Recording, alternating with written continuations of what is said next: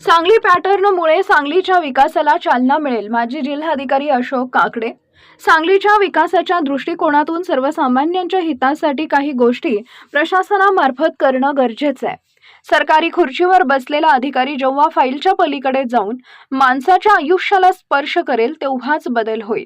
हा दृष्टिकोन डोळ्यासमोर ठेवून पर्यावरण आणि नागरी विकास फक्त न बोलता 3 स्टॉप 3 झाडे ही संकल्पना राबवून वृक्षारोपणाची लोकचळवळ सुरू केली.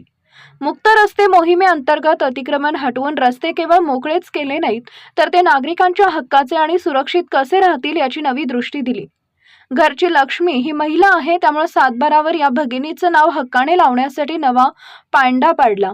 घरेलू कामगार महिलांची आरोग्य मोहीम राबवून त्यांच्या आरोग्य आणि उपचाराची जबाबदारी प्रशासनानं उचलली. मुलींमध्ये आत्मविश्वास निर्माण करण्यासाठी शहरी व ग्रामीण भागात कराटे व आत्मसंरक्षण प्रशिक्षण सुरू करून निर्भय बनवले.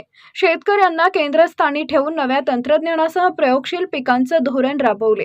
प्रशासकीय दप्तरी दिरंगाई दूर करण्यासाठी जुन्या दस्तऐवज सोनेरी रूप हा प्रयोग राबवून शेकडो वर्षाचे रेकॉर्ड जतन केले आणि सामान्य माणसाला दाखले मिळणं सोपे केले. मिरजेची वाद्य निर्मिती कला ही जगाची ओळख आहे. या कलेला जागतिक व्यासपीठ मिळवून देण्यासाठी विशेष प्रयत्न केले. सांगलीच्या निसर्ग सौंदर्याला प्रेरणा दिल्यानं ग्रामीण पर्यटनाला चालना मिळेल व अर्थव्यवस्थेला नवसंजीवनी मिळण्याचा मार्ग खुले होतील. या भावनेतून अनेक सामाजिक संघटनांना बरोबर घेऊन काम करण्याचा प्रयत्न केला. हाच उपक्रम पुढे चालू ठेवल्यास सांगलीचा कायापालट राहिल्याशिवाय राहणार नाही, असं मत माजी जिल्हाधिकारी अशोक काकडे यांनी आपुलकीच्या कट्ट्यावर चर्चा करत असताना व्यक्त केले.